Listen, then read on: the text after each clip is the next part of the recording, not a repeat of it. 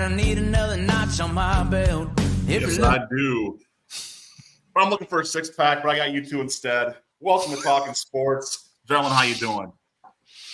I'm good. Sorry, six packs were not provided. You know, I can make do with two decent gentlemen. Adam, I guess you'll suffice. But that's okay. So,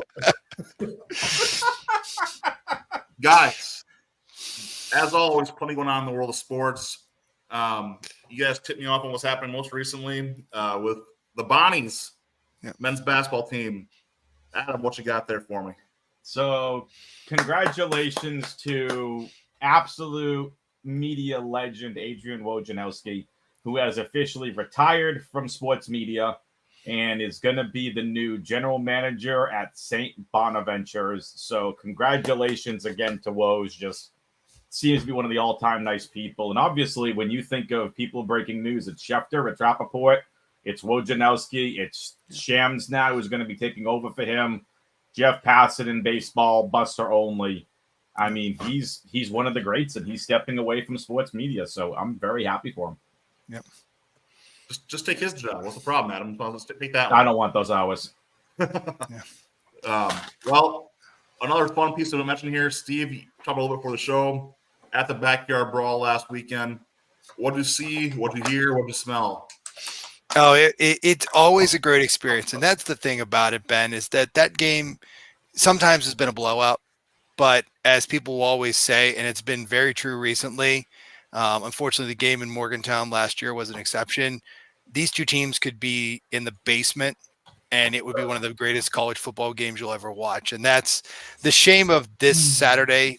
I'm happy that it was at least on one of the linear networks. I mean, ACC Network is a linear network, but it wouldn't have gotten the visibility. I mean, ESPN2 got it enough visibility. I mean, I was, messaging with all of you guys during the game, like, hey, if you're not watching this as it's coming down to the wire, you should probably flip it on. Because we were all sitting there at 34-24 going, this thing's done. Like, put a fork in it, Pitt's done, done. And then all of a sudden, it's like out of nowhere, West Virginia just once again engineered another epic collapse under Neil Brown's tutelage, and Pitt made it somehow out of there with a 3-0 record. I mean, 2-0 against Big 12 teams already this year. So it's crazy. Oh, jeez. Adam had to ditch for that one so fast. Funny. Charles, how you Ran doing? that AEW boy off.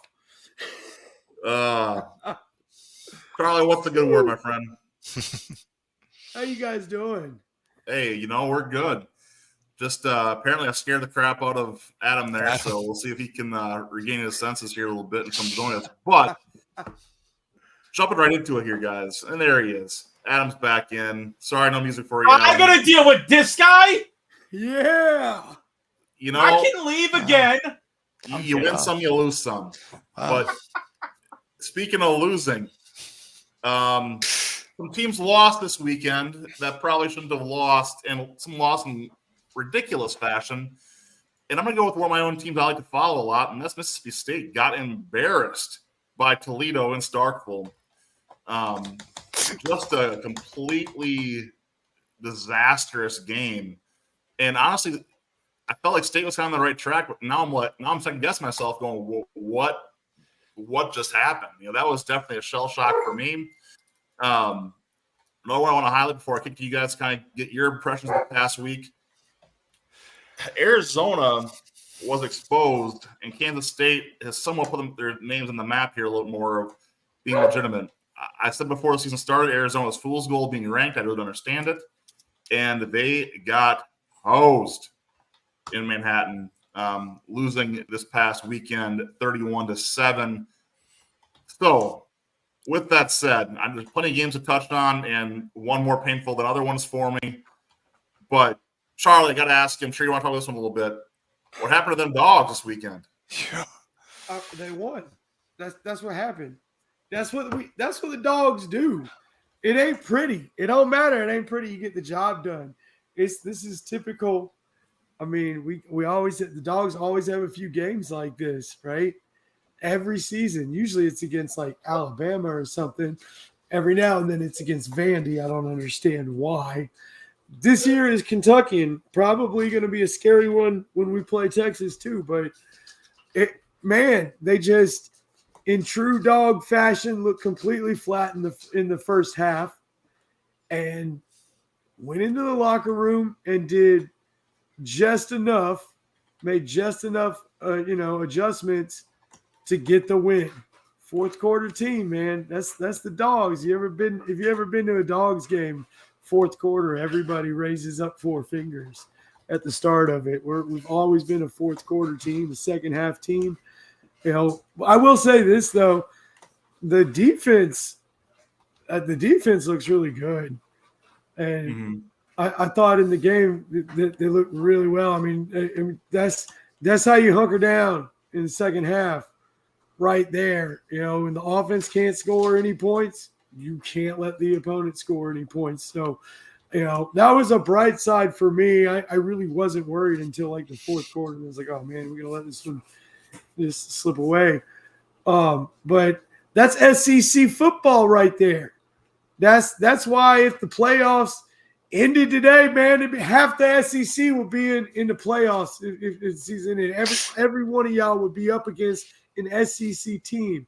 Because we play that old man football down here, and that's what it is. No, hold on. Old man football is not SEC football. That is not. Dude, many times, man. You have no idea, man. You used to hear it all the time. The old man football in the SEC to the point where we made fun of it. So now we just say it as a joke. We play that real football. The SEC is the top. Is by far the top conference, and anytime you have any 2 SEC teams of any relevancy go against each other, this is what can happen. We play each other harder. You've been South too long, Charlie. Come back to the Midwest. You're right, I have. Sanity. I'm trying to get out of the South and move down to Florida, man. That's what I'm really trying to do. Because I've been in the deep South too long. Well, the last thing we need is Charlie as Florida man. Because that's going to create a whole other kind of horror story for us. Yeah. What? Oh, you should have seen the first go around when I was in my 20s. Oh, God. Yeah, you don't want to root for either of the Florida football teams, the major Florida football teams right now. No, but dude, when I move to Jacksonville, I get to see my Colts play at least once a year, and I'm going to see my Dogs play at least once a year, or at least stand outside the stadium and watch the Dogs play on the big screen. So. Yeah, I'll talk about your Colts later. I had some fun with that one. And Combs, hope you're ready, bud. Hope you're ready. You're going to look good this weekend. Steve, I want to talk to you a little bit, too, about those lovely Pac-12 2 teams and their games. Now, I know you didn't get a chance to watch a whole lot because they're playing literally during your game. Yep. But you guys kind of catch the highlights or recaps on that at all? I think – for those, who haven't heard, I mean, it's been all over the news, but it kind of has been under the radar. The Pac-12 has poached 4 teams from the Mountain West.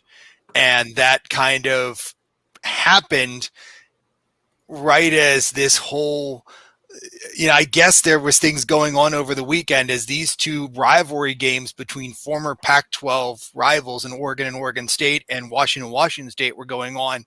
And, I was coming out of the Pitt, West Virginia game going like Washington State beat Washington. And I think that is like vindication, number 1. And number 2, to be able to have that trophy in their hand, the Apple Cup, and celebrate the fact that, hey, we're still in the old league. You guys went off to the Big Ten to try to find greener pastures.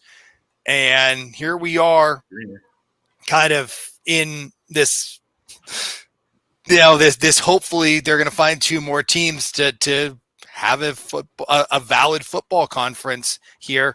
And, sure, Oregon State didn't really perform as well against Oregon as but I mean, that Washington State game, it's I mean, there were no points scored in the fourth quarter of that game. I mean, from what I've heard, it was a defensive battle at the end. And, it's one of those things where you kind of feel bad that the teams have gone to other conferences, but at the same time, you realize that hopefully they have the sense to continue to preserve this rivalry into the future as members of opposite conferences. Because unfortunately, I feel like we're losing a lot of these historical battles for reasons one or the other. On my side of the world, Pitt, Penn State, who knows when they're going to play again. Pitt, West Virginia will play one more time next year and then take a break.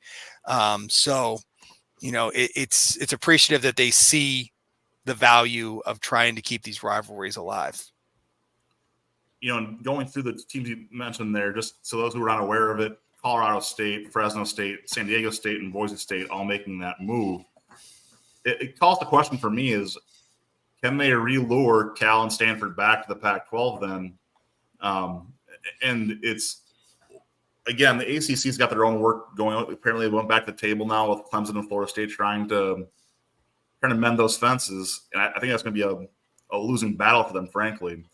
But I still look at Cal and Stanford. Cal's off to a good start, 3-0 this year, but I really don't think you want to see Berkeley kids traveling to the East Coast every weekend to play football. It's just not going to be a good fit for them long term. I don't see this being sustainable.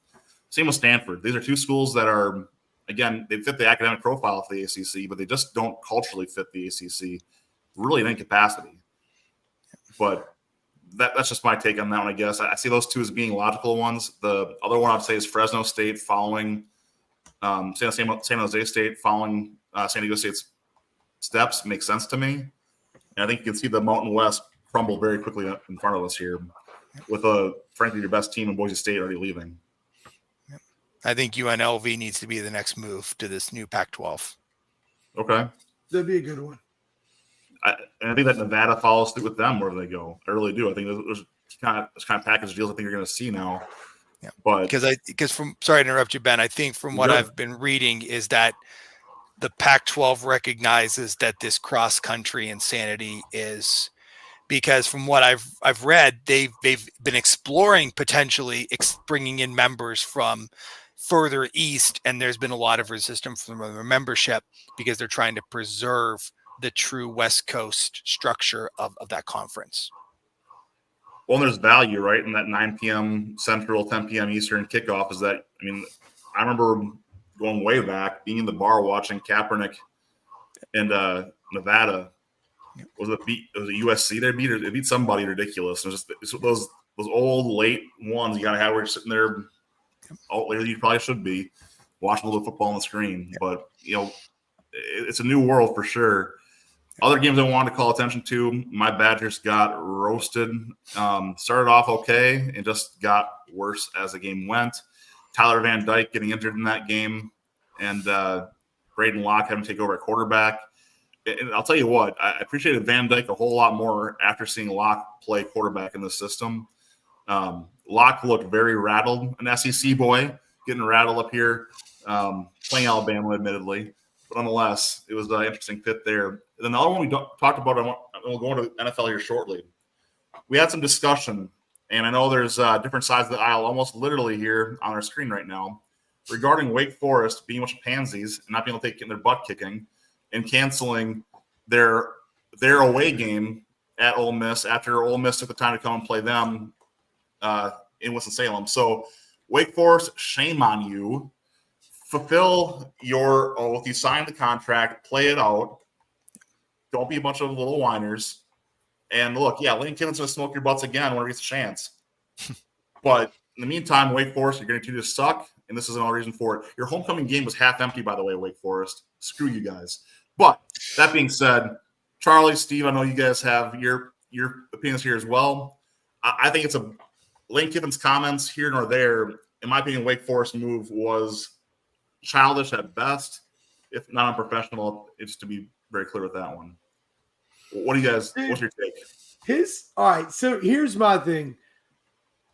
I agree with you that Wake Forest that was pretty sissy of them to pull out, especially with on the day of. They're like, oh, by the way, we ain't coming to y'all next year. So, good luck finding a new opponent. But my thing with Lane, what he said about the unspoken rule, you had a contract. The contract allows for that buyout. There's no unspoken rule. There's no rule at all. You have a contract. And if in that contract that you got, that both teams agreed upon, says that you can buy out of this game, then that's in the damn rules. So shut up, Lane. Okay? We're past this unspoken rule crap. All right? I wanted to hold on to some of that stuff too back in 1998, 1999, 2003. But it's time to let go of that bullshit. The unspoken rule crap. All the games have changed. All right? It is what it is. It's in the contract. You're a baseball fan, it's right? in the contract. You're a baseball fan, though, right? Yeah, and I'm targeting baseball as well when I say that. That's why I said all the sports are changing. So you throw behind my guy, I can't be your guy? Oh, no, you definitely can. But I ain't no unspoken. That's against the rules. But you can. But that's how you handle it. That's called handling your business. That ain't about unspoken rules. Well, I think We all know. his business. You though. know that Once he makes, retaliation's coming if you throw at someone. but this is what I'm making this illustration for you is that Lane Kiffin was just returning the serve here, making those comments in this day and age when image is everything for kids. When you're talking about recruits and transfers, Lane Kiffin's shots are not really about Wake Forest; they're about recruits. Don't bother going to them. Sorry, guys, for this next comment or that pansy ACC. Come play some real man's football in the SEC, as we was trying to tell them. It's all there. It's all subtext to the text that's being given to us. And Lane was taking his parting shot, in my opinion, at least. I mean, and that could be, but that ain't what he said. What he said was some pussy ass comment. It's an unwritten comment. About an unwritten rule. Dude, come on, grow up. We're done with unwritten rules. You a grown man. So you know what? Call them out. Man, they broke an unwritten rule. No, just be like, you know what? You guys suck for doing that. You shouldn't have done it. It's a bad look. Yeah. Well, I have no idea what any of you are talking about. I don't follow college sports. Let's talk about some games coming this weekend instead. So we're moving on to the previewing a little bit before we go on to the Before we move on, though, from that, I think it. one game that we should mention, too, is LSU in South Carolina. Yep. What a battle. Yeah. Oh, my God. I had it on in the lobby. Man, I kept popping in and watching. And it was just – that's SEC football. I really thought that the Gamecocks were going to get them. I really did. Yep. Well, really, that's I ACC football, it. Big East football. That's Beamer ball. Yep. So I couldn't believe it. I argue that was right there. Yep. Beamer ball failing against LSU. Speaking of ACC failures, Florida State pumped their chest all before the season that they were the kings of whatever, and we belong in the ACC, and the ACC needs to follow us. And now what bowl are they looking at? I mean, like they're already 0-3. I mean, sure, they've not really played any. They played Georgia Tech to start, but I mean, the question is, what week are we going to get the first Florida State win? And are they going to make it to 6 to qualify for a bowl? No, their biggest win of the season will be when they fire Norvell. But talk about asinine coach comments. If you're going to tell me that you played 3 powerhouses to start the season, I'm sorry. Boston College, Georgia Tech, and Memphis are your powerhouses you're talking about? Hey, man, Memphis is big time. Look, I love watching Memphis football. It's a good brand. But that's not a powerhouse, guys. Let's not kid ourselves. They haven't been a powerhouse in basketball in years. I mean, this is just – anyway. 0-3. Shots fired. But going to this weekend, though, Friday Night Lights on Fox, Illinois going to Nebraska. I'm going to call my shot here. I hate both these teams. but the Huskers are going to lose at home and start to kind of spoil this whole Matt Rule is going to be our savior feeling they got going on right now. I think that Illinois is going to be that team that just kind of makes this game ugly. Illinois plays ugly football. You talk about like winning ugly. Illinois plays ugly football. This game's going to get nasty. Lincoln's going to be loud. And I think you're going to see some very interesting angry Husker fans this weekend on that one. That's Friday night. Getting your weekend kicked off the right way. But if we flash into Saturday morning, guys, I'm going to tell you right now, and please knock me into my senses here. That early slate kind of sucks. There's games I care about because I care too much. But if I'm looking at this from a pure casual fan's perspective, what's catching anyone else's attention here in that noon Eastern slate?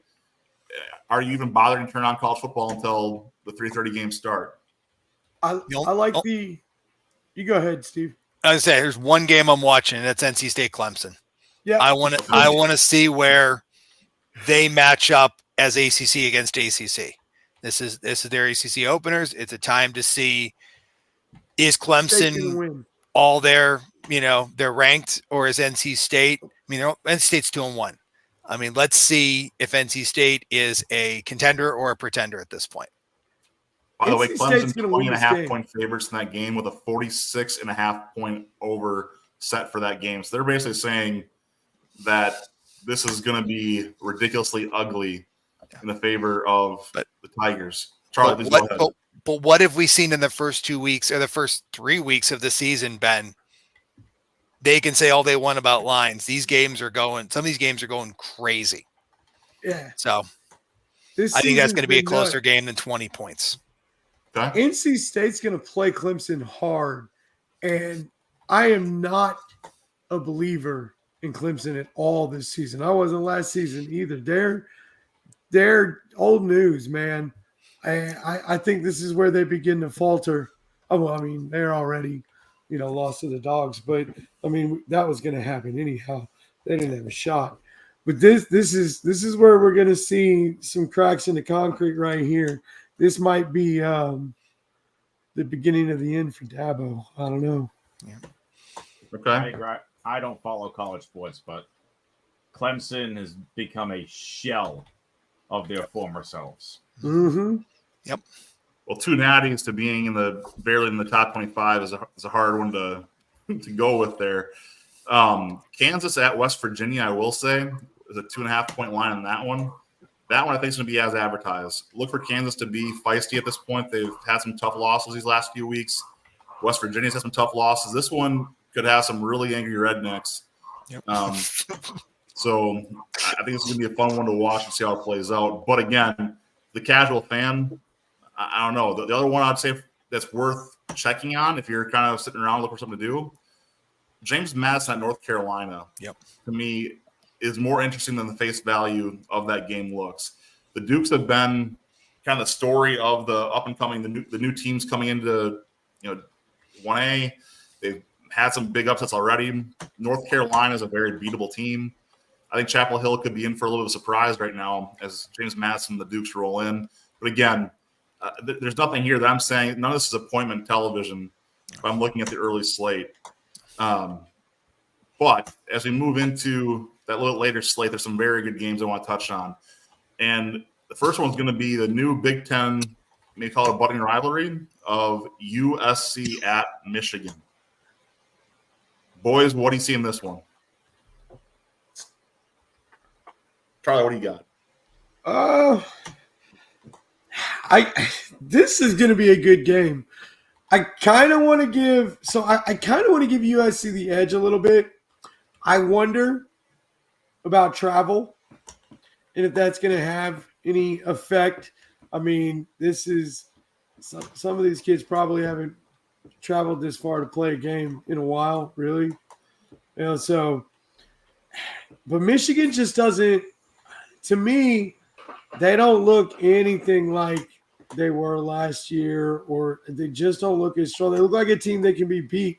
And USC really hasn't looked bad. I mean, it's a close one. I'm gonna give just a Dare I say slight addition by edge subtraction of Caleb Williams? to USC though. Sorry. I'm surprised Okay. the line is USC minus 5.5. That's my thing. Right. That's the surprise to me. I expected this to be closer to maybe a 2.5, less than a field goal. But Michigan's like off a cylinder right now. They're just not completely. I can't explain it, but it's just. You would think that bringing a West Coast team, even though it's Big Ten versus Big Ten, into the big house would be like a slam dunk for Michigan. Like hey, welcome to the Big Ten. Here's your opening visit to one of the storied programs in Big Ten history. And instead, it's very likely USC's leaving with a W. I just Michigan's just not firing on all cylinders right now. And Troy piping here too with this. I think he's hitting the nail on the head. I think this is going to be that next nail in the coffin of what will be a very shortly lived coaching careers at Michigan. They're gonna fix their mistake this offseason. I think that the only redemption he can have is if he can beat Ohio State. But the rest of this, Michigan is spinning out not as bad as Florida State, but Michigan is in a tailspin right now, and they definitely look the part of a defending national champion. Going to the next game I want to touch on here, guys. We kind of scroll down a little bit, and LSU came off of a scare. They're at home playing UCLA. Kind of a funky game. To me, this is another one that UCLA just got embarrassed at home by Indiana. Embarrassed. And I don't know. I feel like there's going to be a little more fight in this one again. LSU 24-point favorites. I definitely would take UCLA to cover that. But I do think that LSU pulls out the victory. Any surprises, in your opinion, coming on this weekend down in Baton Rouge? Steve? No. I'm not really following this game, and I apologize for now going into I apologize going back into my paper bag. My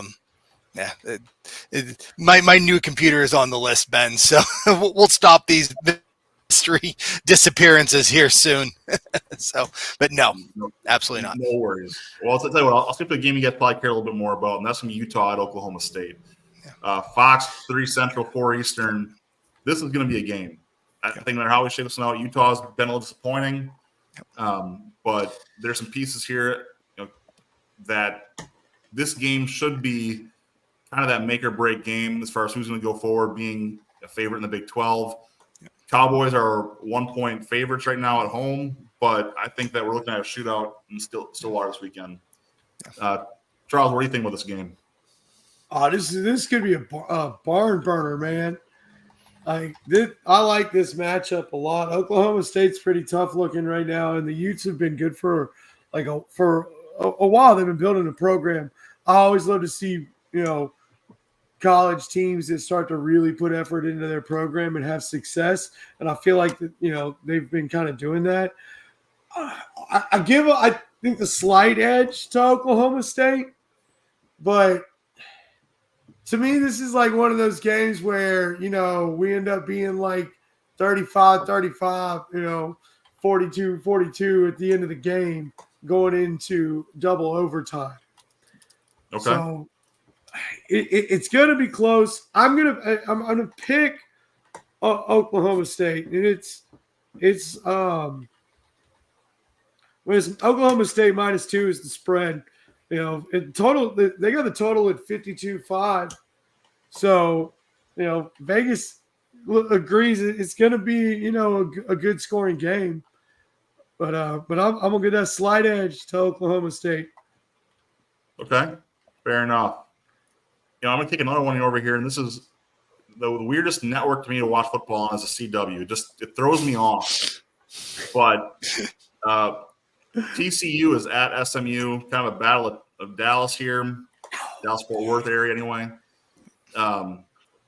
Gerald J. Ford Stadium getting to host this one. So, look, Horned Frogs, the Ponies. Steve, what do you think of this one? SMU's now part of the ACC. TCU, Nashville, still, SMU is increasing their visibility. They're now in one of the major conferences. But these are natural rivals. I mean, TCU and SMU have always been. I honestly, Ben, I'll be honest, I haven't taken a look at the game very much, but I think it's going to be one of those ones that, as you said, it's on the CW. But what's going to happen is you're going to be looking for a game when your game goes south, and you're going to flip channels and what are you going to land on? The CW.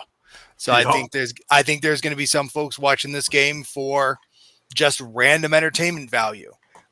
Which isn't bad, but I can't give you a line or anything on it. But I will glance at it at some point and see what's happening, because I'd like to see what one of the new ACC members looks like and see if,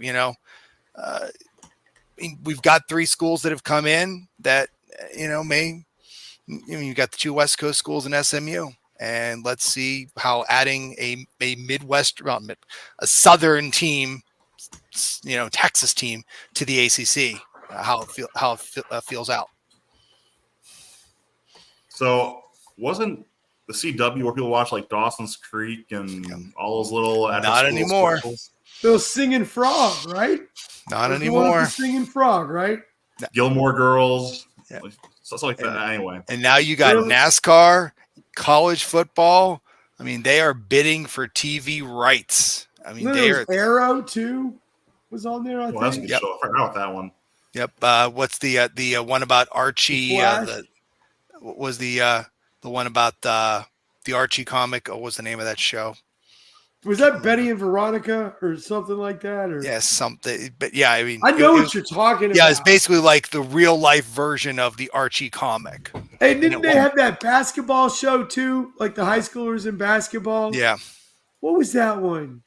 I had some friends that were like addicted to that show. Yeah. Can't remember the name of that, but everybody loved that show. Lots of people did. Well, let's spiraled quickly. I apologize, guys. Going on to that one, I want to take us to our favorite 0-3 team to watch lose. Florida State hosting 3-0 Cal. The streak continues. Florida State's going to lose to Cal this weekend, and Tallahassee is going to burn itself down. Looking forward to watching that absolute dumpster fire as we roll through this. But a new SEC matchup here for us. Oh, yeah. Tennessee at Oklahoma on ABC, 7:30 Eastern. I think this is going to be Oklahoma's game. I don't like Venables as the coach, but I do think that Tennessee is also a little bit overrated right now. So I think we're looking at the Sooners celebrating after this one. Charlie, what do you think? Oh, no, dude. This is going to be a welcome to the SEC match, dude. Tennessee about to ride in there and burn the place down. They're going to thrash them. Oh, absolutely. I'm telling you, man, Oklahoma does not know what's coming for them. This is the start of a long line of beatings for this team in the SEC. And here's the thing. It's going to do it because they know they can't do it in Texas. Tennessee, they've got to. There's too much respect to be earned. So Tennessee, they have to go in there and show them. And unlike you, I do not think that Tennessee is overrated. Tennessee is I think, slowly returning their way to dominance and being one of the, those teams that we, talk about for a few years where it's like, yeah, they're going to be there, especially with a 12-team playoff. Tennessee's been building that. That's showing. They've done good in recruiting. They've done good, picking up free agents and all. So I like what they've done. The offense and the defense for Tennessee, both are strong. And I just think Oklahoma's just going to be outmatched. Okay. I'm going to look forward to seeing how this one plays out. The game that surprised me more based on the line, actually. But Kansas State goes to Provo to play BYU. 6.5 point favorites for Kansas State, but I feel like you got a number 13 team going to play an unranked opponent. Usually you get a little more aggressive line than this, but I think this is going to be a fairly accurate line. I think this is going to be a last possession kind of win for whoever wins this game. And I'm going to say I'll give the Cougs a fighting chance in this game to upset Kansas State and kind of reset that whole barometer of who's going to be competing in the Big 12 this year. Steve, I know you just pop back on here with us. Yep. I'm going to throw to you here right away. K-State at BYU. I mean, there's some obvious intrigue here for the new Big 12 alignment stuff, but what's your take on this game? I mean, it's always fun when teams go to play BYU. I don't know what it is about going to Provo to play, but you got two teams here. You've got, 13th ranked K-State going to unranked BYU, but they're both 3-0. It's only a -6.5 spread. I think that there's going to be a lot of firepower, a lot of horsepower in this game, and this is another one where -6.5. I think if this game was being played at K-State, I'd be more in favor of that line. But I think that the Cougs are going to keep this close. I mean, I think that I like a good BYU game, and it never disappoints. And when you got one of the late kickoffs, I mean, they got the 10:30 on ESPN. Stay up, folks. Stay up. You got the Hawaii game at midnight, and you got the BYU Kansas State at 10:30. You got enough, and you folks on the Central Time Zone get an extra hour of fun that this kicks off at 9:30 for you. So I think it's gonna be a great game. I think it's gonna come down to the end. So that 9 o'clock start comes really early after watching those late games, but that's okay though too. Yep. Charlie, any parting shots on college before we move to the pros? Do I now? Any parting shots on college football this week before we move to the NFL? Tech Louisville is going to be a good game. Yep. Okay. That's going to be one that I'm going to keep my eye on. And BYU is 3-0. One of those wins is a 3-point win over SMU. So they can be handled. K-State looks pretty strong. I don't expect an upset in that game, even if it is being played there. And then watch out for Vandy in Missouri. Okay. I got one more for pretty confident right now, but Vandy is they're just giant killers every now and then, and they don't look that bad this season for the first time ever. Charles, sorry to interrupt you. I got one more for you, Ben, before we jump off of it. The Do Not Adjust Your Sets Bowl, 7 o'clock on FS1. The purple teams, Washington playing Northwestern, all the teams wearing purple. So just wanted to point out for that crazy little fact. Gross. Fun. Going to the NFL, though, I want to do this a little bit different than we've done in the past. I want to start off, Adam, with you because we've not heard from you much tonight. One result in the past week that really surprised you or made you think differently about a team in last week's full slate of NFL games. Who do you have and why? Derek Carr is not this good. You know who is this good? Clint Kubiak. Clint Kubiak is this good. Dennis Allen, I don't think is a good head coach. I don't think Derek Carr is an elite quarterback. And I think he's being blown up as this insane high-level thing, and he's not. So the Saints are very surprising. Yes. Things that are very surprising are the amount of freaking injuries. Like the Rams are pretty much done for the season. They have any elite wide receivers left. They have a bunch of wide receivers. Their best wide receiver is DeMarcus Robinson. Take that for what it's worth. Their offensive line, I don't think is that good. Just it's ridiculous. It really is. Yeah, it's a disaster to say the least.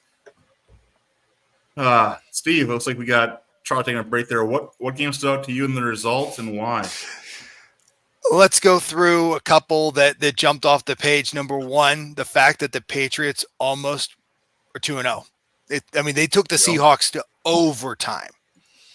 the fact that in the AFC North, the Steelers are 2-0, the Browns are 1-1, and the Bengals and the Ravens are 0-2. You know how much we talked about that division before the season on our previews, and everyone was like, it's going to be, now this is 2 weeks into the season. Let's not but the fact that coming out of the gate, you've got, and I get it. I mean, the Chiefs, once again, we'll talk about it. They might have gotten some help in their, win over the Bengals at the end of the game there. But the fact that the Ravens, the Raiders, they're the Raiders, but I was out with my wife shopping for the afternoon, but one of the stores had the game on, and I kept poking my head in, and I'm like, how are the Raiders staying this close to the Ravens? Like, the Raiders blew up my survivor pool.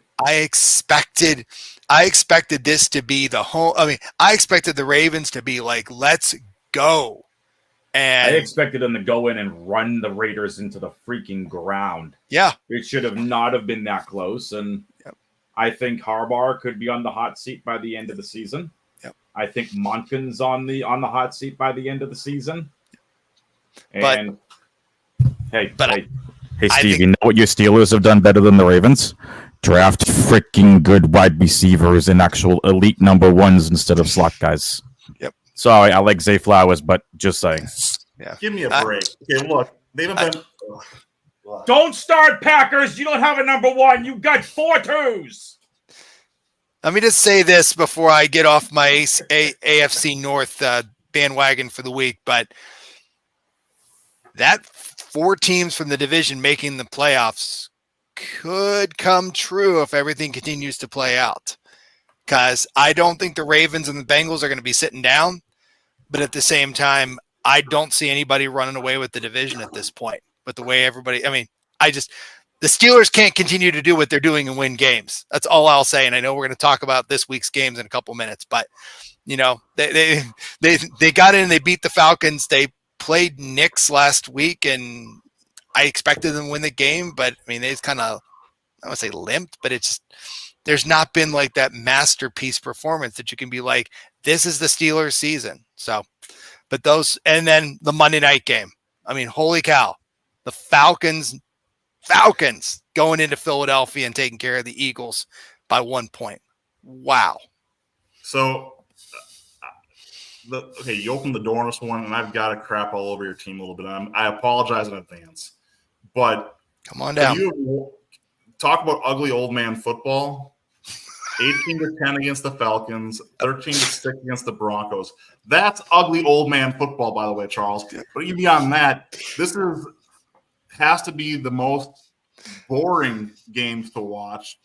And I look at this and I say, look, the Steelers could very well run their schedule all the way through October, only to lose the entire second half of their schedule this year, and it would not shock me in the least.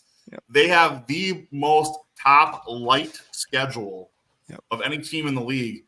Let me go through the rest of this for you guys. Chargers, Colts, Cowboys, Raiders, Jets, Giants, Commanders. Takes you through November 10th. Yep. That is a run where any team of any quality should be basically doing what they're doing. We'll see. Yep. But after this, that's Ravens, Browns, Bengals, Browns, Eagles, Ravens, Chiefs, Bengals. Yep. Talk about getting absolutely housed by your own division in the second half of the season. Sorry to tell you, I think the Steelers are going to have some really, really, really fun weeks the next few weeks. You have some really excited fans. Had their souls crushed like their Bills fans. Sorry, Troy. By the end of November. So it's going to be interesting. I think I will say this, Ben. If the Ravens and the Bengals were 2-0, I'd be much more on your bandwagon. But the Bengals and the Ravens both have holes, and I don't know if those holes are going to get fixed by the second half of the season. They're going to be. I don't see them overpowering the Steelers, and if the Steelers can figure out a couple things, Fields continues to progress. this week, the talk in Pittsburgh has been Fields' progression over the first 2 weeks of the season. And is Russell Wilson ever going to play a game for the Steelers if Fields continues to play the way he does? Because Fields is starting to master this offense. And if they can put things together, then old man football goes out the door and we could be looking at some better games. It's just, they've got to improve their lines. Their defense is fine. The offense just needs to figure out what the heck they're doing. When you get called, the one offensive guy got called for a couple penalties in a row, and it's like, what do? You bench the guy for the rest of the game, which is what they did. But I don't know. I think the Steelers, they're going to have some challenges in the second half of the season, but it's going to be how they play in the first half. And if they can get their stuff together, that's going to show how their second half is going to look. The most valuable player in the AFC North is Art Smith, because he's going to cost the Steelers a division and give the other three teams a chance to make the playoffs. I'm telling you right now, that offense is putrid, and Art Smith is going to be point number one for me on this one. So I'm going to give you the least valuable player in the entire AFC North. You can try. Hey, Bengals ownership. I'm not going to swear on this show because it's a family show. You bleeped up. Yep. Chase should have been signed. Higgins should have been on the freaking field. Burrow is all but done because of the injury to his hand that he may not be able to throw properly a football ever again. You screwed up. You should have done it. You should have signed Chase. Hey, 49ers organization, you should have shut the F up and signed Ayuk. And I'm not even getting down the Cowboys or Jerry Jones. Should have already signed CeeDee Lamb. There is no excuse for 3 stud wide receivers having this BS offseason. No excuse for it. Shut up and pay them. Plain and simple. Bengals did this to themselves, in my opinion. Do you think Tyler Boyd? Do you think Tyler Boyd staying?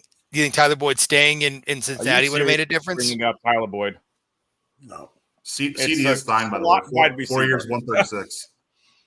Yes, I know. Lamb's been signed, and so has Ayuk. Chase has not. Yeah. I don't understand why. End of the day, though, to me, the problem here is that cost, though. $40 million for a wide receiver. He's going to touch the ball. Well, he's CeeDee Lamb apparently 15 times a game, but normally 8 to 10 times a game. Those touches are insanely expensive. It does not make sense to me. But that's why you don't need a 1 to be a great team in this league. That's another story. Yeah, order all you want, bud. Watch a college football game. Yep. Anyway, Hey, Ben, one last thing. Sir. I will say I followed through on my edict from last Sunday. The Steelers game was barely noticeable on my television. I was glancing at it. I was focused on the Bengals-Chiefs game because I'm happy that CBS, now that we look back on it, did the right thing and gave that game to as much of the country as they humanly could. Because old man football, I mean, you're right. It was a game, but there was a lot more activity in the other game happening at the same time. So one of the most disappointing games, and I'm happy with the result because I hate the Bears, but that Texans-Bears game was a lot uglier than I thought it would be on both sides of the ball for both teams. Look, I talk a lot of crap, and I enjoy talking a lot of crap about Chicago, but that game was really ugly for me. I didn't really like what I saw from Texans or the Bears, frankly, and it just kind of put a bad taste in my mouth. Please, guys, talk about the ledge. Are the Texans fool's gold? Well, what's going on here? They're legit. No, they are fool's gold. I was saying it before the season, you're going to see a sophomore slump in Houston. I mean, look, they barely beat the Colts, and my Colts are not good right now, like at all. And I mean, they didn't look good against Chicago, and Chicago is not really good at all. I mean, what's Houston going to do when they play some real competition? I mean, look, it's possible that they're the only team in the AFC South that actually gets any wins, but so they probably still make the playoffs, but only by default at this point. In Chicago, man, their defense really isn't that bad, but you got to fix the middle of that offensive line. You're going to fix the entire It's a offensive mess. The line. middle is a mess. Can With you that offensive imagine line. what happened if they have traded that number 1 pick, kept Fields, and got more picks for more linemen? I'm just saying. Got a It's- center that can do his job. It's insane. It really is insane. But look at the rest of the NFC North. There's 2 more results I got to talk on. You talk about your Colts sucking. Combs, been waiting for this moment. I'm going to enjoy relishing in this. For those of you who pay attention to us at all, know our friend Combs comes down here once in a while with us. He's doing some great things down in Chicago sports. But he made a little bet with me last week. And I have these gentlemen as my witnesses, as well as a few other ones. And, I'm going to admit to something, guys. I ordered the Bears hat expecting I was probably to wear it this week. I did not want to show up unprepared. So, I ordered my Bears hat off eBay, make sure I had some prepared to go with this. And I will gladly say that's going on Marketplace and someone else, some poor schmuck can wear that to the rest of his games to watch them lose. Because Combs gets to wear a Packers hat this weekend for his pregame show. Thank you, Combsy. I appreciate the fun I had in watching my team win even more than normal. Go Pack, go. The Bears still suck. But the more surprising results are actually in the Vikings games and the Lions games, in my opinion. God. Oh yeah. Look, What the the hell Packers, I happened said to last week, Minnesota? had a puncher's chance. You could not have convinced me the Buccaneers or the Vikings were winning this week with any argument. And they both did. Crazy. Steve, do you watch those games at all? I looked at the highlights of the Buccaneers-Lions game. I mean, Dan Campbell was the face of humanity to come in after that game and say that he cost them that game. I mean, that is coaching. I admire Dan Campbell from upside to down. I mean, he is one of the best coaches in the NFL right now. But at the same time, I think Baker Mayfield magic is alive and well. I mean, the Buccaneers, I don't think this is a flash in the pan. I think the Bucs are gonna we're all trying to find reasons not to like the Bucs, but the Bucs are just gonna keep on trucking. I'm excited. They got the Broncos this week. I mean, trap game, but I think they're at home. They can go 3-0. And I think the Bucs are off to a hot start. But now they got to. We thought they were already going to be contending, with the Falcons, but that's not the case. I mean, that's I think the surprise to me is that they're not contending with the Falcons because the Falcons are fluttering. Yes, the Falcons beat the Eagles. That was a fluke. I think it's going to. I mean, Saints, Buccaneers at the top of that division blows my mind, but I think the Bucs are looking trending up. Adam? I never had an issue with the Bucs. It's the Vikings game that was surprising. But then again, I've never been a Purdy fan. I didn't think he was a good quarterback. I still don't think he's an all that good elite quarterback. He's a good quarterback. He's not great. He's not elite. Debo got injured, and we should mention that due to the injury. I think that had a lot to do with why they lost the game. That run defense, and I learned this, so I do every Saturday night. Shout out to the RTR Discord. We have about 10 plus people every single Saturday night, and we break down every game of the week for DFS. That rush defense, I thought it was going to be Mason's season. He's going to absolutely destroy them. I pulled up the stats from last year. They were top 10 in least rushing yards allowed to opposing running backs last season. And in week 1, they were third fewest rushing yards allowed to whoever they played in week 1. That team is going to surprise. I don't think the secondary is all that good. But I think that team's going to fall to earth, and I can't wait for J.J. McCarthy to come and take over that team. I'll say Harrison Smith. That secondary is trash. That's just Harrison Smith is a Hall of Famer. Yeah, Hall of Fame safely. But yeah, I mean, I think the Niners beat the. Is it bad of me to say the Niners beat themselves? Well, they did. Or did Sam Darnold just outduel them? Which is really tough to say. Well, no, Purdy had a bad game. No matter how you break that down, Purdy had a bad game. On top of that, he was short Debo, short CMC, and Purdy didn't help himself. I mean, that's the reality here. The Vikings, again, cranky boring old man football. Here we go again. But that's really what this game came down to. I mean, this is what it is. Brock Purdy got the yards, but sacked 6 times, threw a pick. It was not his best game, and they needed him to step up and carry the team. He still had Ayuk. He still had Kittle. Still has Juszczyk. There's still pieces there that should have been making this a lot better of a game for them. And Correct. Shanahan is still one of the best coaches offensively in the game right now. Yep. I expect more from them. And not just as a guy who hates the Vikings, I hate the Niners too. This game was Can I just give you weird. a hot take? I think Please. Kyle Shanahan is plateauing with the Niners as a coach. Because I'm sorry, all you had to do is watch Isaac Guerrero in the offseason and at the combine and look at the tape.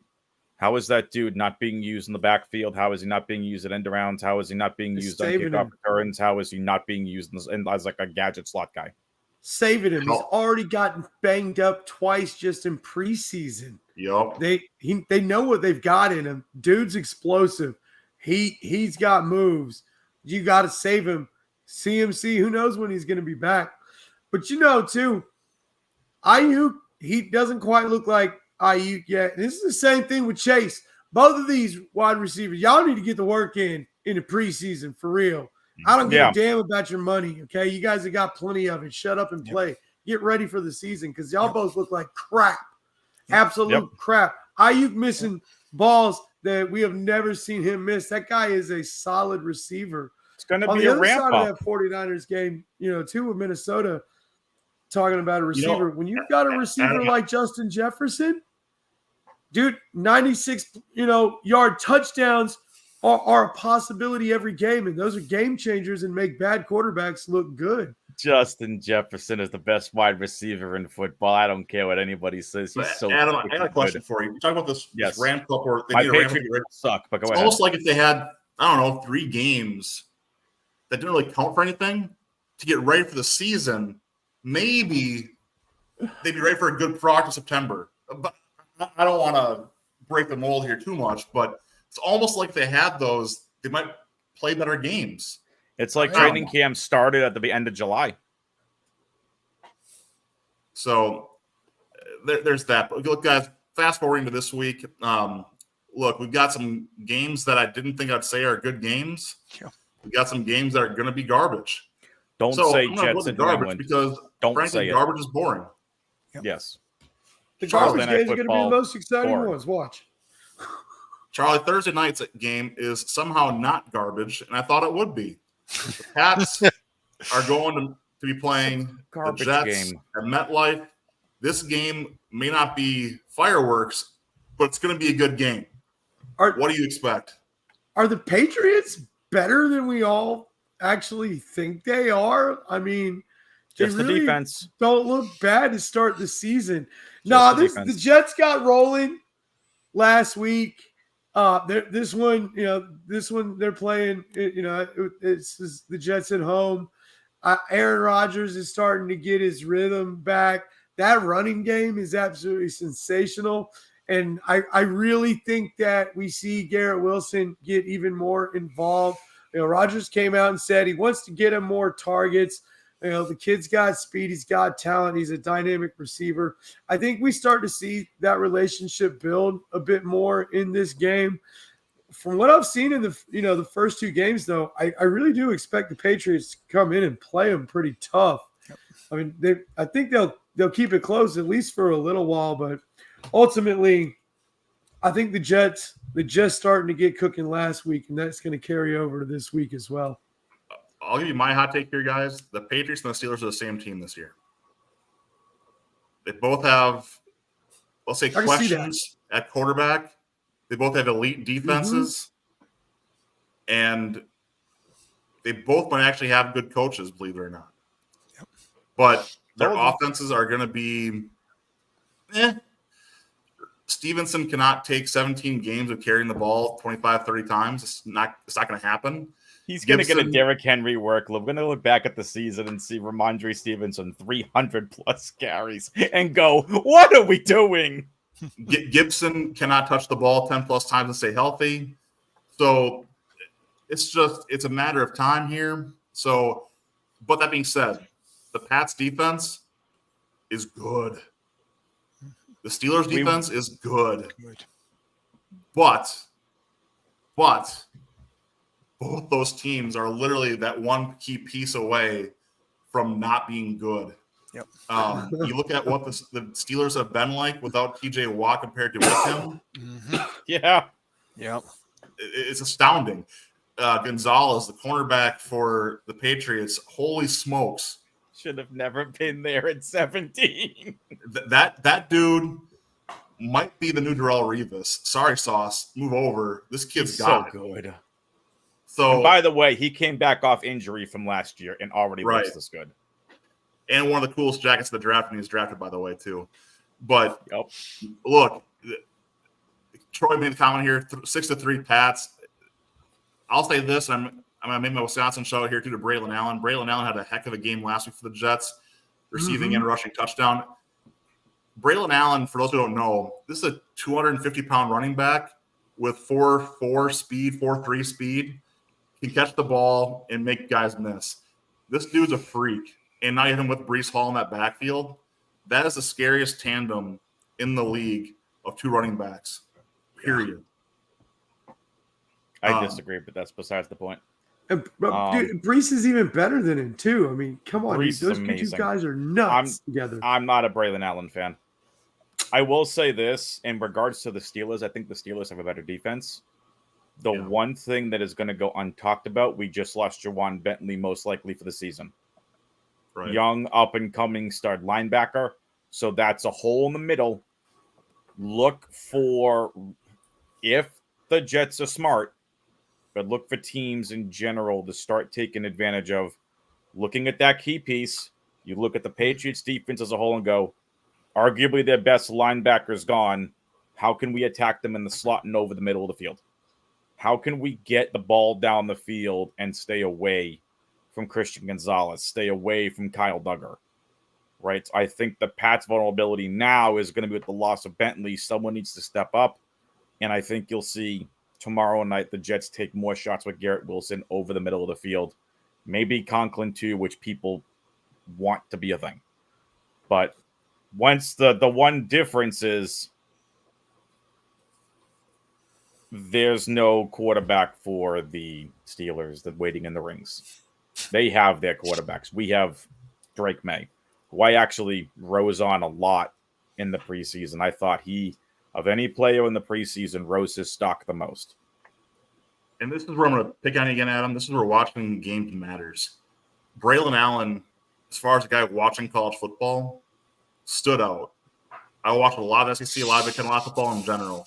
Braylon Allen's a freak, an absolute freak. He was better in college than Breece Hall was, period. No question. That's a statement. And Jonathan Taylor is the only one I'd say from Wisconsin running backs that I'd argue was better in college than what Braylon Allen was. It's close. Braylon Allen came out younger. Melvin Gordon was phenomenal. He's probably one of the fastest running backs I've seen in Wisconsin. But Braylon Allen, for his combination of speed, agility, his size, it's freakish. So that's Is he a power runner or a speedy, elusive runner? Sorry? Is he a power type runner or is he a speedy, elusive runner? He has a combination of both, and I'm not even lying. And guys, go ahead and correct me if you guys want to disagree with that one. Like the guy legitimately has dual threat. So yeah, because it depends how they want to use him, right? Like, look at the Patriots had LeGarrette Blount.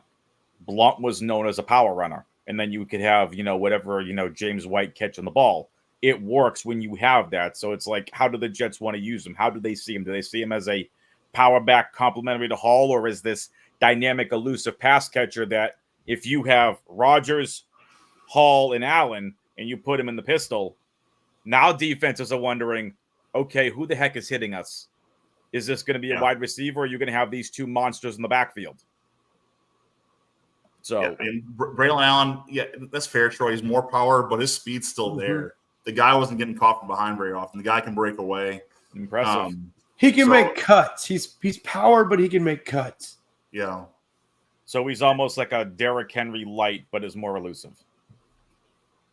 almost the same weight, not even really light, which is the scary part about that. Interesting. Anyway, Yeah. again, I'm going to be really interested to see what they want to do because, to Charlie's point, getting Garrett Wilson more involved. Go back and look at game 1, quarter 1. I heard this stat. I think it was on the Fantasy Footballers Dynasty show. 4 targets for Garrett Wilson in the first quarter. Poof. Evaporated. Why are you going away from what's working? Right? Well, you can ask the Titans the same question. Their running game has worked for the first half of both the last 2 games. They go away from it. Hope they do it again this week. They But- refuse to get 2 maddening wide receivers. 3. McLaurin, Amari Cooper, and where the F is DeAndre Hopkins, and why is he not being utilized? Do you know, fun fact, Amari Cooper has 17 targets over the first 2 weeks What, 2 catches? and has done nothing? Can I just – I'm going to take a chance here to get canceled, I guess. But Oh, boy. is Will Levis – you can't see DeAndre Hopkins? Is it too much? That's too close to home. Anyway, D-Hop's hurt. D-Hop's mom's blind, Adam. That's the joke there. Well, okay. So, anyway. It's all Look, the Bears-Colts game this week. Say what you want. This game's going to be interesting for a number of reasons. Number one, it's a border battle. That always matters. The Colts, Richardson, Caleb Williams, both quarterbacks have some pressure on them to both show up a little bit and prove that they've got something that's worth talking about. And, I think this is a big pivotal game for both these teams. The Bears go to 1-2 right now, and it starts to kind of get questionable again, right? You get a little uneasy in the Windy City, but the Colts can't afford to go 0-3. The Colts go 0-3, you might as well put a fork in them right now with that division race, so that's just not going to happen. So Why? I think Why are the? I mean, this is another question, and I think we all can say that it's been very weird the first 2 weeks of the NFL season. I've seen amount of injuries, and I'm happy the NFL got that weird week out of its system early, and not in like week 14, 15 of the season where it's randomly seems to just pop up. So thank you, NFL, for getting it out of your system now. Charlie, why the heck is Michael Pittman not being utilized? Dude. Okay. I have a theory about this personally, but I mean, I've nothing to back it up other than what I know has gone on in the team, what I see on social media and stuff. But, there may actually be a little bit of bad blood with Michael Pittman and a lot of the other players on the Colts. That may actually be a thing that's going on. But I don't know, man. Why is Jonathan Taylor not running his ass off in the fourth quarter when he's, it's been working for the whole game as far as moving the ball because nothing else is. I mean, dude, the Colts are a mess right now. Pittman, I like Pittman, but Pittman's not a true alpha number one. He's more like 1B. Yeah, he'd be like the best number 2 wide receiver in the league, really. Yep. He's I just not. I don't He's not the disagree guy. He with that. doesn't command the targets. I think with what I've seen so far, and I haven't gotten to put eyes on full games yet for the Colts because AJ's been playing football himself. His games are start at 1. So I've only been seeing the second half, but from what I can tell, it looks like when Richardson's trying to throw, that he's looking to get rid of it downfield. If he's looking to get short yardage, it's immediately him moving the ball or getting it to JT. So I think that's really more of why Alec Pierce has been more the focal point of the wide receiving group right now. And Mitchell has gotten some targets. He hasn't really done a whole lot with them. But I feel like that's more of going through, or maybe poorly going through the reads and just trying to get the ball downfield when he can. So I think we're I going to see feel like a lot. it may be a lot on AR right now. I would agree with that. I also think Pierce is going to start going away, or Mitchell, or one of them. Josh Downs will be back this week. And if, Yeah, he says he's going to play. and Well- like you said, if Richardson's looking for checkdowns, Downs is that guy in the slot. Yeah, great slot receiver. So But Ben, I that's- think that's this will be a been really Ashton interesting Doolin's game to spot, get though, back. hasn't it? What? Do what? Doolin's kind of filling that slot spot for the most part. In that Yeah, offense watching last week. I But mean, Ashton's not. He's not nearly as talented as he's not Downs close. is. No, look, No, Josh not Downs is close. an underrated player. Downs Agreed. is primed to be I'll call it top 30 wide receiver in the league right now, possibly higher. The guy has the skill set to do it. Where I'm looking at though is Pierce and Pittman both had 7 targets in this last game. Pierce, who couldn't catch a ball the last 2 years, has 5 receptions over those 7 targets last week. And That's why I'm saying people have been asking me, should we pick up Pierce? I'm like, no, stay. If you want that fool's gold, go for it. here's what I'll say for Pierce. AR seems to like him. I Mhm. can't explain it, but he seems to like him. And that there's something downfield about a threat. quarterback connection with a wide receiver. Makes all the You difference. can ask Charlie's favorite tight end, Jordy Nelson. You can ask, it doesn't matter where you go with this. Every week, guys, every week is coming up. But no, in all seriousness, when you have that connection with the quarterback, it does translate. But, Steve, I want to touch you with this game. The next one I wanted to bring up anyway. Oh, come on, low here again. Sorry, guys, got off track here a little bit. But the Eagles and the Saints. Eagles go down to New Orleans. Now I know you're He's on trying Northern not PA. to get us canceled. His lawyer's getting a hold of him, be like, dude, told you can't go there. Can't get you Yeah, canceled. that's my bad. I was going to say this, Ben, about the early slate, and that we're looking at, like, we expected the Saints to be 0-2 at this point, and this to be another one of those dumpster games. And now you've got, the Eagles coming in off after that tough loss, and holy cow. The Saints are down there. It's like you're watching them play Madden football, just racking the points up. Like, what are we going to see on Sunday? Are the Saints going to somehow find more of that? Or are the Eagles going to clamp down on it? And I think we're going to have a great game. But this could be some humble pie for the Saints. This could be their kind of return to reality of, like, okay, you had some fun the first 2 weeks, but now it's competition, because I don't think the Eagles are taking that loss to the Falcons very they're not taking it very well, and they could go 0-2 in back-to-back week against the NFC South. They're going to annihilate the Saints. As I say it, I think this is a reality check. It's going to be fun entertainment. I want to see, what the Saints can put together in game plan, but I don't think the first 2 weeks have been an eye test for the Saints to be a valid view of what their season, just like the Steelers. We'll get to that. But this game opened at, what do you think the Eagles Saints game opened at for a total? 50. Lower. Really? 40? 47.5. Oh, You know where Wow, it's we're at down now? like 52. You know where it's at now?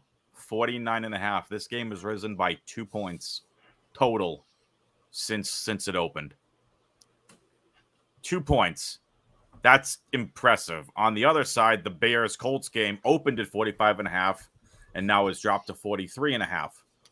what's the line on the Saints-Eagles game? Saints 2.5. Is it? Yeah, according to ESPN bet. So Yeah. look, I'll say this: the Saints, Saints Carlos 2.5, helped the 3. last 2 weeks. They come out and they've jumped ahead. Their halftime scores, both the last 2 games, have been obscene. It's been So- stupid. I look at this and I still say that we talked about in the offseason. The Eagles needed cornerbacks. They went and got cornerbacks, but they're young. The Packers showed that in week 1. The Yep. Pelicans showed it when it mattered last week. And right now I'm looking at this and I know it's the guy you want to fade, but Rashid Shaheed's going to get behind that secondary. He's going to blow up the secondary. Shaheed's And going to have it's- 100 plus and 2 touchdowns. And by the way, guys, in these last 2 weeks, The Saints' best wide receiver's barely been using Chris Olave. The guy has barely seen a ball. He'll get his. I've been saying that for 2 years. Why are they not getting him the ball? He's such a good receiver too, man. Yes. But Also, you look at- I want to bring up a point about the lowest total game of the week. Chargers Steelers. Yes. Pickens has been. Think about this. Pickens is their number one wide receiver. You know who he's had to go against? Who did he go against in week 1? The Falcons? That's AJ Terrell. And who did he go against last week? Patrick Surtain. Yep. I'm not scared of anyone on the Chargers secondary. I can't name anybody on the Chargers secondary outside of Derwin James if he's still there. I think this is a bounce back week for Pickens and for the Steelers offense to see them start getting rolling. There's a lot of sorry to jump around games, Ben. There's a lot of moving parts with this game.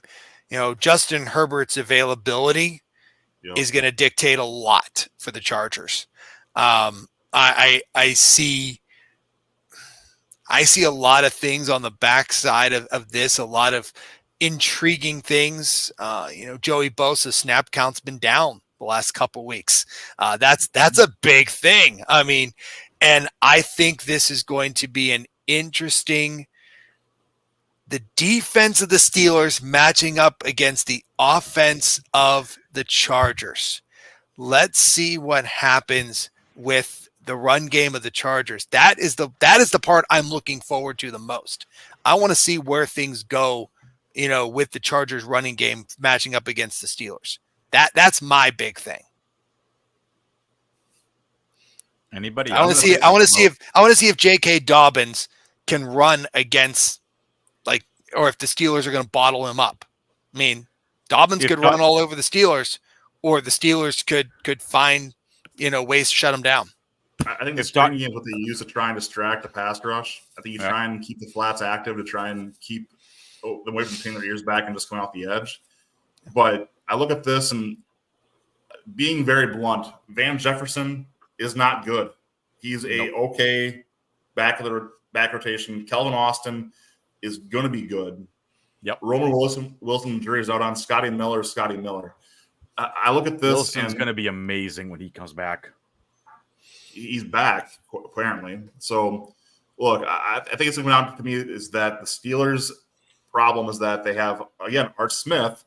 Apparently, that's Darnell Washington now. God help us. I mean, look, good tight end when he's at Georgia, but I don't even know. But it's not even a Steeler hate. I'm saying this. It's just watching this. It's hard for me to watch them. Matt Canada, Art Smith. They've had some ridiculously stupid coordinators in that team. I don't know how to say it any other way. They should be better. As I'm getting at. But they're not. I'm a lot happier with Art Smith and what he's doing than I was ever with Matt Canada. I think Art Smith. Let's see how the season goes, Ben. Let's talk in January as to where things end up. But that's fair. What he's done with Fields and trying to get him when everybody was gaming for Wilson to be the quarterback going into the season. The fact that he's been able to get Fields up to speed and get things moving. I've been impressed as a Steelers fan. I mean, he has turned Fields into kind of his own little Ritter in his own Desmond Ritter in his own way, I suppose. But sorry, I just noticed Monday Night Football's got 2 games. It does. Yeah, what's up with that? Before we get there, though, Houston at Minnesota to me is a big game to watch. Houston 2-point favorites on the road. These are 2-0 teams, 2 teams that have a lot of expectations on them now. The Vikings shouldn't, but Darnold's playing out of his mind. Aaron Jones is angry. Their wide receivers are all hurt apparently now. This is still intriguing to me. Like I said, the Texans have not been what I thought they would be so far this year. This game feels like it should be the primer for the Texans to come out with and start playing like they should, but sets up more so based on what we've seen so far as another ugly in the ugly kind of game. Steve, what do you think with this game going into the week? It's gonna, as we've said, this is the Texans aren't showing enough to say they're the kings of this. I mean, they are the best of the mediocre. Do you want to say that about the AFC South at this point? I mean, that's where we are. I mean, I don't want to say they're the best of the worst because I think there's worse in the NFL, but the Texans just haven't given me that like, yes moment. And the Vikings, they're going to be a tough opponent. I mean, this is two dome teams playing each other. So, weather will not be a factor in this, even though it's, early in the season in Minnesota, but I think it's going to be a good game, but I don't expect the Texans to run away with this one. I think this could easily be a Vikings win. Okay. And Adam, I want to go to you for the next game I want to talk about. That's Seattle and Miami. And I'm going one guy for a game that's for sake of time here, so please bear with me. Charlie, I got your Falcons game locked and loaded, ready to go, so you can be ready for that one when I come to you. But Adam, I really want to get your thoughts here, though, on this Miami at Seattle game. I'm intrigued as all get out for this game for fantasy football purposes, but also just for figuring out what the heck is going on this year purposes. What are you seeing here? And for the fantasy football enthusiasts, what are you doing, especially in light of the Tua injury and now subsequent IR placement? You're playing Hill, you're playing Waddle, you're playing HN. They're some of the best weapons in the entire game. You're playing them. You're not going to feel good about playing them, but you're playing them. You're going to feel great about playing Geno, Metcalf, and JSN. If Metcalf plays. If Metcalf doesn't play, then you get on the board to DraftKings, you hit that pretty lock button, and whatever lineup optimizer you're using, and you just lock JSN. And hopefully, if Kenneth Walker's back for this game, then you play him as well. I like what we see from the Seahawks. Ben and I are on the board of Ben's on the board of Howell's eventually going to take over for this team. I don't know if Geno will ever give that up. I think Geno's been solid, but this Seahawks offense, getting those Washington guys, this is going to be a fun, unexpected team. Please tell me we get somebody talking about the game of the week in the Lions and Cardinals. Oh, my God. We'll get there. We'll get there. Just making sure. Pump the brakes, big friend. But no, I'm salivating over here starters. too, Ben. Yeah, you're playing your Dolphin starters. You're not playing Skylar Thompson, but you're playing your Dolphin starters. Lower expectations in fantasy. Okay. Who do you have for this game? Seahawks or Dolphins? Hawks by 3. I don't think they cover the line. Fair enough. Charlie, skipping ahead to that KC at Atlanta game, and we're going to come back to some of the, there's two other games I really want to talk about, but we're hitting this one first. Atlanta hosting KC, only 3.5-point dogs at home. What's your take on the Falcons finally winning one in the fourth quarter when it mattered most? Man, I'm not ready to call the Falcons giant killers or anything yet, but they're coming off of a really big win. And for as good as KC's been over the past few seasons, they look a little shaky. And now you've got some questions with Pacheco going down. Mm-hmm. And, now we're hearing he may not be back until next season. We'll see. He did end up having surgery. But it's hard to trust the Falcons. Kansas City, I in my mind, is the better team out of these two. Their defense, I think Kansas City's defense is a little bit underrated. I really do. They have a really, really good defense. They've got some guys that make plays, and they're pretty good at stopping the run. So I feel like as long as they come in there and handle their business, I mean, the rest probably won't have to help them with but a couple of calls. So Kansas City, they're going to end up coming out with this one. I think the Falcons are going to play them tough, though. I do. I think the Falcons are looking to make a statement. Yeah, you took down the Eagles, but Kansas City's they're a couple of notches up from there, and the Falcons, they're just not quite ready yet. Okay. Then I'm going to go one more game for myself, then we'll talk community on that game of the week. But for me, the Ravens at Cowboys Yep. is Good the game. Yep. it's the oh shit bowl. Yep. These are two teams who are looking in the mirror, kind of saying oh shit, because they are both in a spot where they need to win this game to convince their fan bases that they are what they said they were. The Cowboys got embarrassed by the Saints, like destroyed. And now you're hosting the Ravens the following week, and you're going to try and convince your fans that you are something. But here's the catch. The Ravens just had their bad game last week.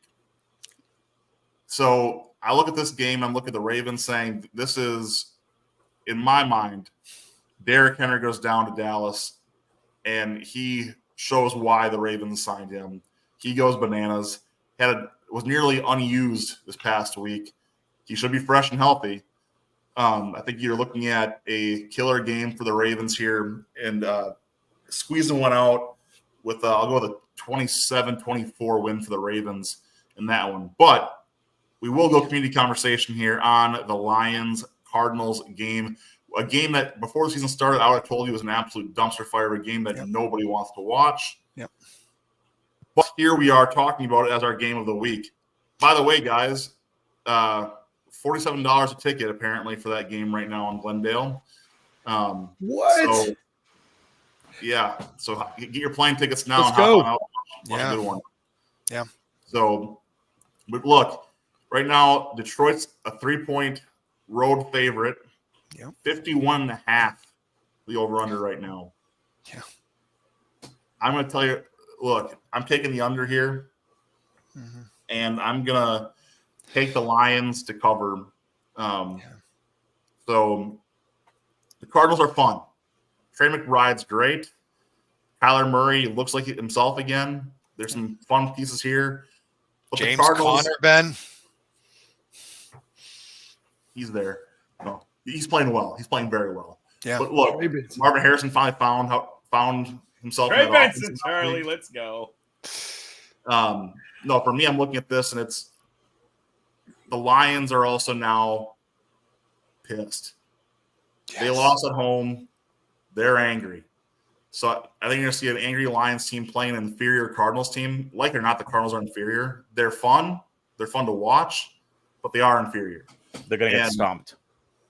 the Lions, I think, are going to step up in a big way. Steve, what's your take on this one? I think it's going to be entertaining. All get out.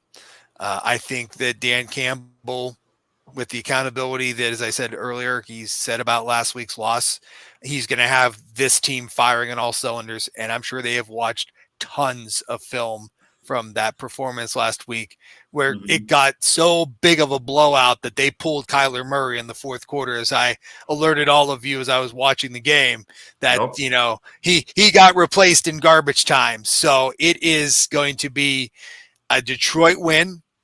I think it's going to be more than a 3-point. I mean, I think they're going to win by at least a touchdown, but I think that the Cardinals are going to keep it entertaining. I mean, I think Murray and Harrison have finally found each other. As I said, James Conner, I always have a soft spot in James for my heart because Pitt grad. Pitt guy. But I'm going to be watching this. I'm going to be enjoying this. I'm going to be watching both the Ravens, the Cowboys, and the Lions and the Cardinals. So I'm going to be keeping an eye on both of them. And unfortunately, you know, it kind of sucks that the Rams and the 49ers, which before the season we would have probably circled as a big game as well, with all those injuries on the Rams side, has kind of taken the backseat on Fox as kind of the down viewing option now. Okay. Adam, your thoughts, my friend? Detroit is going to stomp a mud hole in the Cardinals. Going to finally expose that terrible Cardinal defense for exactly what it is. It's bad. And the Lions are going to destroy the Cardinals. Would not surprise if the Lions put up 40 points in this game. Again, the Cardinals are going to keep things interesting. I'll take the over in this game. I do not think that they can keep up, or that offensive line can keep up with Aiden Hutchinson and that defensive line of the Lions. Charlie, what do you got, bud? Man, I'll tell you what. I'd be very tempted to take the over in this game. I think this is going to be an exciting game. Hey, Adam, I'm with you. I could see the Lions. I mean, they are going to be angry, putting up 35 plus points. I also think that you're going to have a Cardinals team that's going to put up 21 plus points. Absolutely. Harrison's going to have another big day. He's going to come and show that he's for real. But the Lions, man, they're going to get this one. They need to get this win, get back on track. They know that. If Amon-Ra doesn't end up playing, though, I think this game gets a bit closer in the score. But I've got it probably somewhere around like 35-23 Lions. So the over on that is tempting. Taking the Lions in the over is pretty tempting. I got 31-10 with the Lions in that one, so to be clear. Ooh. But Ben, let me say one more thing before we jump Please. off this game. Looking at the coverage map for the 3 late games on Fox, Green Bay is getting Baltimore, Dallas. Chicago is getting Baltimore, Dallas. Minnesota is getting Baltimore, Dallas. So the Fox, the 3 other NFC North teams, none of you are going to see the Detroit, Arizona game in your market. I'm personally happy, but I think it's weird. Yes. Like I want to watch the Ravens game more personally, but it's an odd decision if you ask me. Yep. Look, the Monday night games, the way they're going right now, should be Buffalo and Cincinnati, just absolute blowouts. They should win both their games easily. Both as home teams against inferior teams right now. The Jags look like an absolute disaster, and Washington can't seem to cover a wide receiver to save their lives. So I'm going to go ahead and take us out of the NFL here for a second and head to one of my favorite sections of the show, 4 minutes on high. And while we're doing this, anyone want to lead off before I go any further?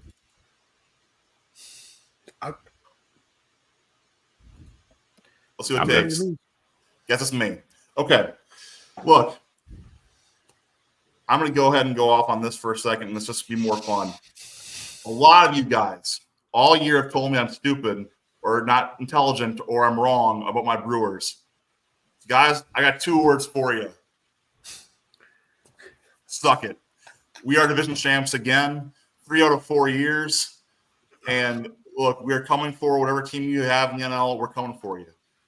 Just like the Packers don't need a number 1 wide receiver, Adam, we don't need to have a top 10 talent for a bat, although I'd argue we do. Jackson Chourio is a budding star, first rookie to hit the 2020. That's another story, too. And, oh, by the way, that catcher we got from the Braves, Contreras, thank you. Anyway, the Brewers are coming for you. Stop sleeping on us. It's finally the year, and Craig Counsell, you, my friend, get a big old Degeneration X going for you. Have fun being on a sucky team not in the playoffs. You suck, loser. Damn. Wow. So go ahead. Steve's turn. Yeah. My turn. Oh my goodness. All right. So this week, University of Tennessee announced a 10% talent tax on their season tickets for football. We are now entering the age of you paying extra to pay for the student athletes. We're going there. It's inevitable. But I'm just shocked and blown away that we're now getting into what you pay for a game ticket is not enough. I mean, in the AFCC where we are at Pitt, my season tickets are very reasonable. But I know down in the SEC and the Big Ten and other places, these tickets are already expensive. I mean, and sure, 10% on an upper deck ticket may not be much, but they're going for the big dogs that sit downstairs. 10% on some of these premium seats is major money. And so here we go, where now they're going to squeak every dollar out of everybody because there's lawsuits that are going to get settled and they're going to figure this all out. And what it's going to end up being is these athletes, NIL is going to go away and the checkbooks are going to open up and payday is coming. And it's the beginning of this, as I said in our group chat, it's the beginning of the Super Conference. One other thing, for those of you lucky enough to get Denver at Tampa Bay on Fox as your early game, you get a little taste of some college football commentators. They're going to have Tim Brando and Matt Millen calling that game. That's going to be for a bunch of you down in Florida and up in the spine of the Rockies, Denver, Albuquerque, and a couple other those cities. So enjoy some Timmy B on Sunday afternoon. Certainly is something. And also run the game itself. It's a good time. Adam, what do you got? All right. If you are video game fans and old-fashioned Super Nintendo fans, and you ever played the game Super Metroid, there are a ton of randomizers out there for the game. There's a giant speedrunning community for a lot of different categories. I have been doing a lot of commentary for the first ever Super Metroid map randomizer tournament over on Speed Gaming.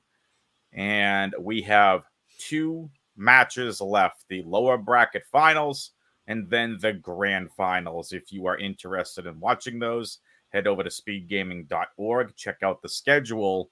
The lower bracket finals looks like it's going to be coming up possibly tomorrow between 2 heavy hitters. Then the grand finals will be at some point in the next week.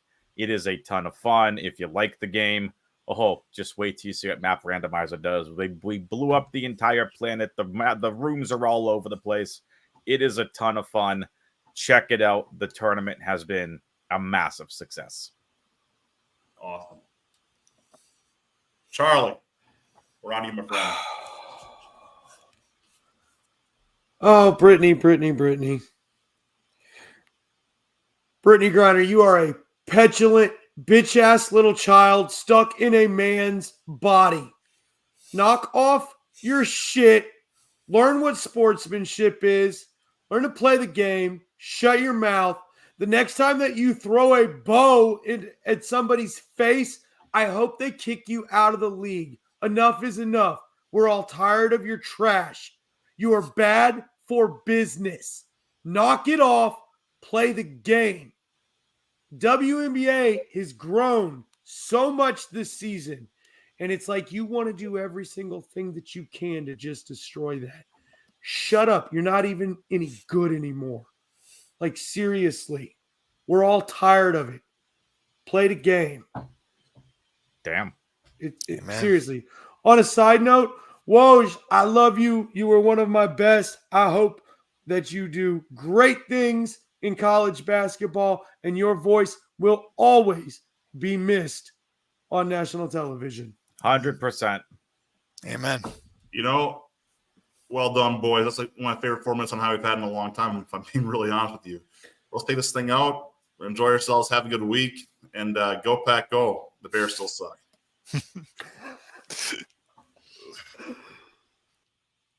Work.